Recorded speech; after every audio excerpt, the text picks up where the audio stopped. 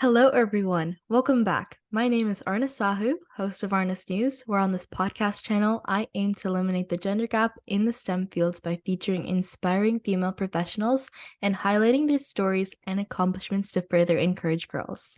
Today, on episode 26, I am pleased to announce our guest, Christine Gapuz.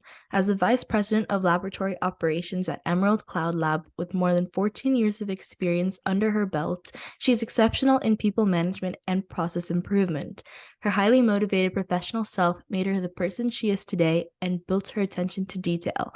She's an expert in people management, process improvements, and operations management.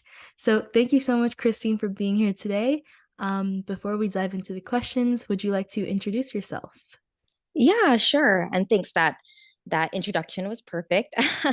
But to add to it, hi everyone. Again, my name is Christine Gapuz. As Aarna mentioned, I'm the Vice President of Laboratory Operations at Emerald Cloud Lab here in South San Francisco. I've been here for about 1 year, and I oversee all of laboratory operations here.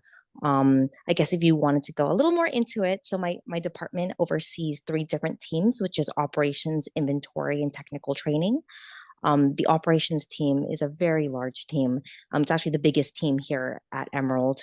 And they work 24/7 in a highly automated laboratory, which uses integrated software to carry out all aspects of daily lab work for our customers.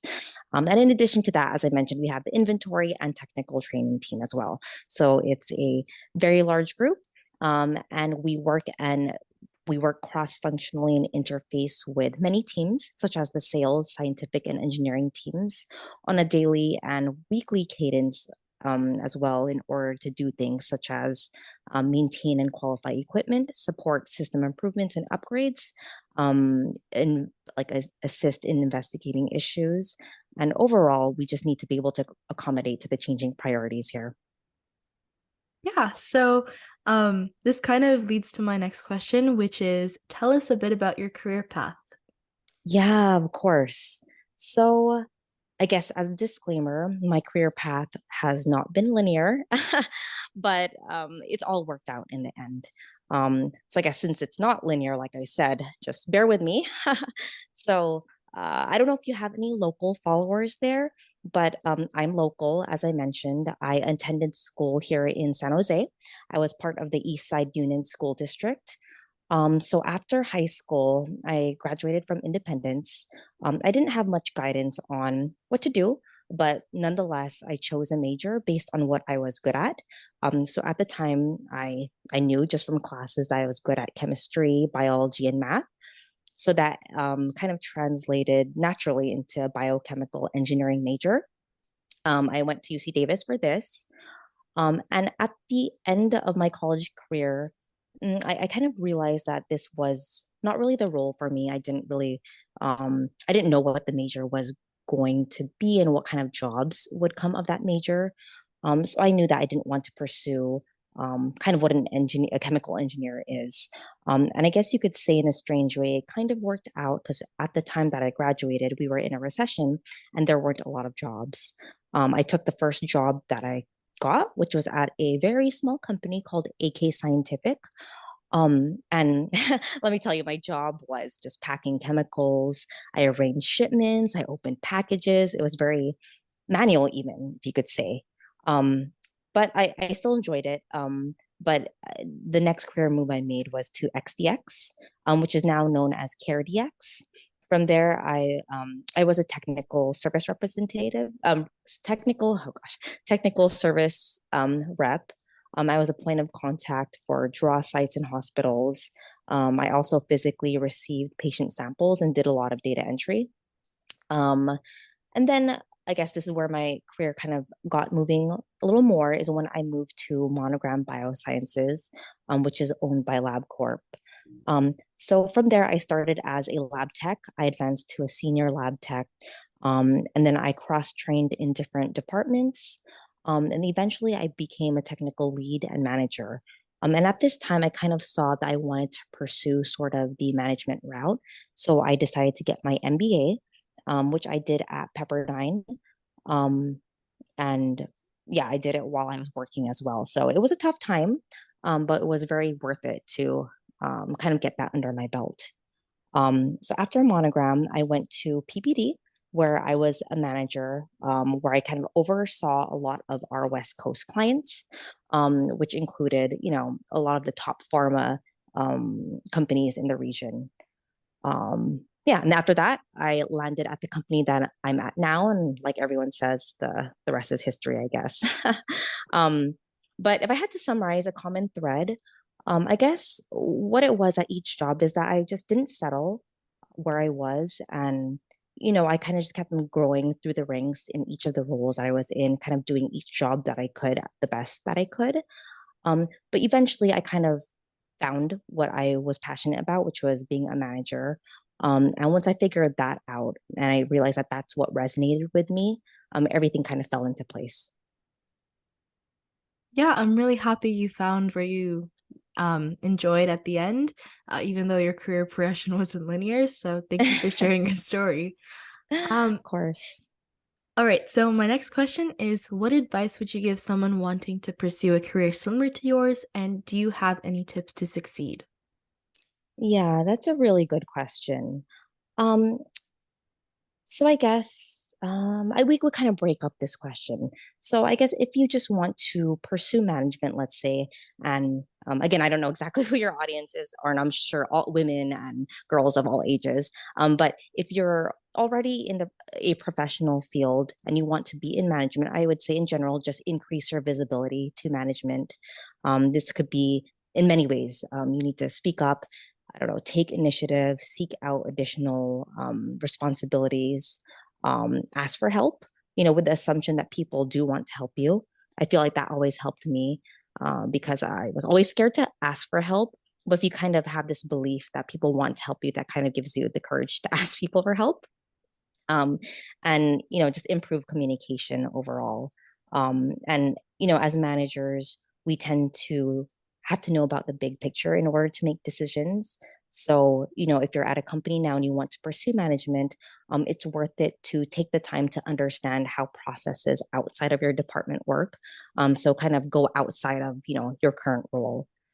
And I guess if you're still in school and you know that you eventually want to get into like an upper management or leader type role, just know that you can't. I mean, this seems obvious, but you can't go into management right away. Like you can't go to school and say I'm a manager, right? You need to find something to be an expert in. So I guess if you are in school and want to pursue leadership, just find something that you could be an expert in, and with that goal in mind, you can always work yourself up. Um, and yeah, I guess just the third and last piece of advice or tip I guess I could have for your listeners is just don't discount your life experience and how that could contribute to your profession. And like life experience, I mean, like traveling, meeting new people, taking on a new hobby. People kind of, like tend to focus, especially younger females, we tend to focus on like what you learn in school or university. But you kind of discount kind of like these soft skills that you could learn in life experience, just like soft skills, I mean, like communication, work ethic, resilience, all of those are important as well. Yeah, I definitely agree with your tips. Thank you for sharing so many, fruitful ones. Um, my next question is, what is a common myth about your profession that you want to debunk? Yeah. So, I feel like I've heard a lot of myths, and one of them you're debunking, obviously, is just women in STEM. I feel like you in your podcasts, you've already done a good job at debunking that. But something specific to me that I want to debunk is I've heard that in management, and if you want to become a leader, that you can't be nice or likable or kind, and that people won't respect you. That's something I've heard a lot, honestly. And I feel like there's a lot of people to this day that believe that. I guess I just want to put it out there that, I mean, there's no evidence to that, right? There's no studies to prove that. But there are studies that prove that people leave jobs, they leave their companies because of lack of connection with their boss.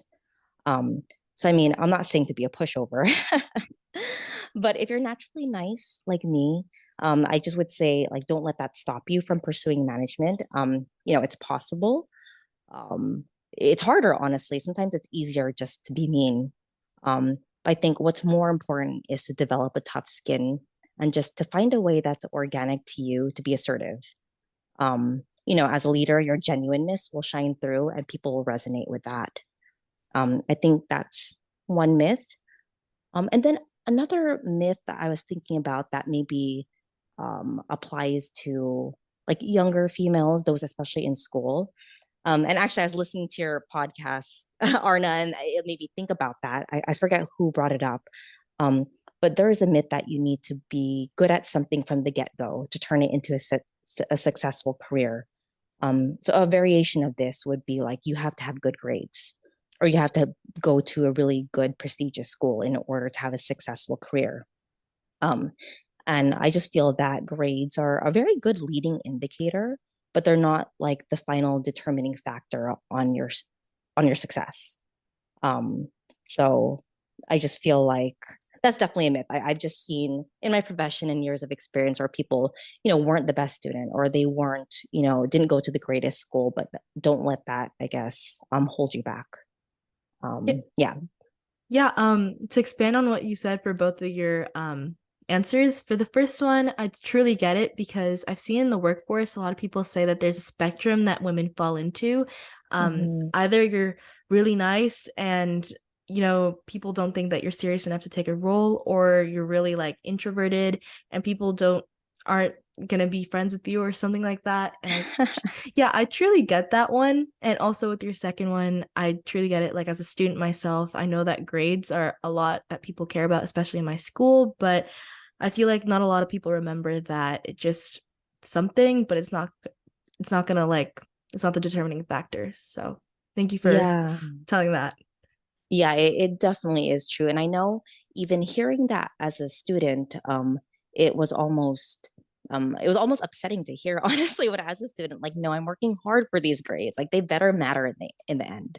And they do. I don't want to say they don't. But whatever bad grades I got in college or high school, like that never stood in the way of any of my like career choices or just advancing my profession. Yeah, I mean, like in 20 years, nobody's gonna care about the grade you got. you So know yeah. yeah, and the same thing, like what you're and let my experience be kind of a lesson for this, that what you're good at in school most likely won't translate to what your career is going to be. I was Yeah. fantastic in math, but I'm actually a terrible engineer. Yeah. But yeah. um All right. So I think this will transition to my next question perfectly. But if you could step into my shoes, what would you have asked yourself that I probably didn't? Yeah. What would I ask myself? So, I guess the way I could think about this is, if I go back in time, like what should I have asked myself? And something that I never asked myself was, if you failed terribly or things didn't go as planned, what are your backup plans? And if your goal is truly what you kind of set out for yourself, and that's what you want no matter what, how will you get there when things go wrong? Um, like I feel like we always have this goal in mind, and maybe I don't know if it's cultural or just like social factors that kind of shape you to be kind of like, this is no matter what, this is what's going to happen. But like no one kind of plans for what happens if it doesn't. Like, what's your backup plan? I think that would be one thing. And then another thing that I would ask myself is, why do you want to do kind of this profession that you set for yourself? I think it's very important to not only have, like I said, like a name in mind, like a name of a company or a name of a title in mind, but like just research what you would actually do day to day in that type of role. And there's no shortage of resources to find those things out. But I think those are the two things I would ask myself. Yeah, I mean, I'm a pure overthinker, so I overthink constantly whatever decision I make. So, and also growing up in an Asian household, my parents are always like, you have to do this, and you like that's the end goal. But I feel like just thinking for your own self is what's really important. Mhm. Um, yeah. So, okay, so what are the best resources or books that have helped you find your career? Right. So I would say the best resources for me, and I would say for anyone, would just be like your network and your connections. I feel like they, at the end of the day, are the best resources, like friends, family, teachers. Um, all of them could kind of give you like a good idea of where you want to go. And they'll know firsthand kind of, how things have happened to them, how they transpired, and like their experience, I feel like is a good resource in general. And that being said, like I said, friends, I also can't stress enough how important it is to have a good circle of friends around you. I feel like growing up, kind of in my school, the fact that I had a good circle of friends that was like minded with me definitely helped me get to where I am now.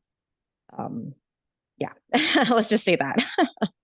Um, yeah, my parents normally they always like tell me that the five people you hang out with kind of will tell you what you're gonna do.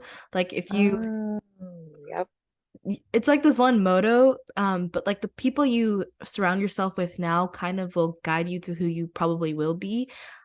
So I thought Yeah, that was kind of interesting. it's completely true. Um, I guess as a case study, me and my brother, we clearly grew up in the same household. We went to the same schools, everything provided with the same resources. And we took different paths in life. And what it came down to was the fact that we had a different circle of friends that had different goals in mind. Um, so definitely always surround yourself with people that kind of have the same mindset as you. Yeah. Okay, what do you think is the vital factor that shaped your career? What was your life before learning it, and what was your life after learning it? Mm, I think it was, yeah, like a lesson that I learned. And maybe it's because I'm older now and I have kids, so I want to think of things like holistically, right? But I think just realizing that work actually fills a large part of your life. Like I feel like growing up, I always thought like I would have these two separate lives, like work where I'd be super successful and then also like family, but it fills a large part of your life that will end up affecting all parts of your life. So I guess what I'm trying to say with this is like, think about it holistically, right? Like, just don't settle. Don't just know that in the end that these will be two like things in your life that will affect each other. Um, yeah, I know that's kind of a strange answer to that question, but I think after realizing that you can't really separate the two, um, and that you kind of have to, you know, think of those two as one and the same, like it kind of changed my outlook on what I wanted to pursue. Yeah, I mean, right now I don't work, so because I'm a student, but I feel like having that balance is what's really important, like school stuff and family stuff. So keeping that in mind is important as, any person in any stage of life. Yeah, Uh, definitely. all right, so because we have a bit of time left, Mhm. one question I want to ask you is what's one thing you wish you had known when you began your career?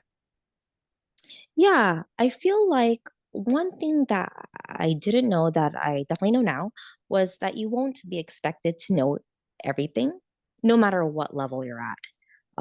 For sure, if you're entry level, right, like that they're not going to expect you to know everything. But I think what stopped me from aspiring to be at like a higher level or higher title was I thought that at that level people would expect me to know everything. So it kind of scared me away from it. But as I kind of progressed through this management ladder, I've come to see that even at the highest levels, like people don't know everything, and you're not, how you are as a professional isn't discounted because you don't know everything. So I think just knowing that will kind of give you the courage to, aspire to be at a higher level. And it's just it helps it helps you feel more comfortable overall. Okay, and my last question is how do you continue to learn in order to stay on top of things within your role?